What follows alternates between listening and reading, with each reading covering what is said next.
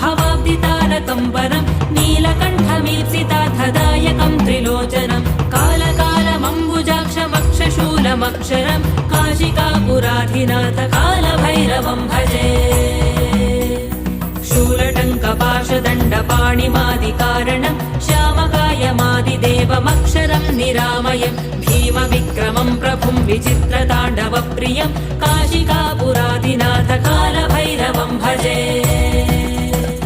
भुक्तिमुक्तिदायकं प्रशस्तचारुविग्रहं भक्तवत्सलं स्थिरं समस्तलोकविग्रहम् निक्वणन्मनोज्ञहेम किङ्किणीलसत्कटिं काशिकापुराधिनाथ कालभैरवं भजे। धर्मसेतुपालकं त्वधर्ममार्गनाशकं कर्मपाशमोचकं सुशर्मदायकं विभुं स्वर्णवर्णशेषपाशशोभिताङ्गमण्डलं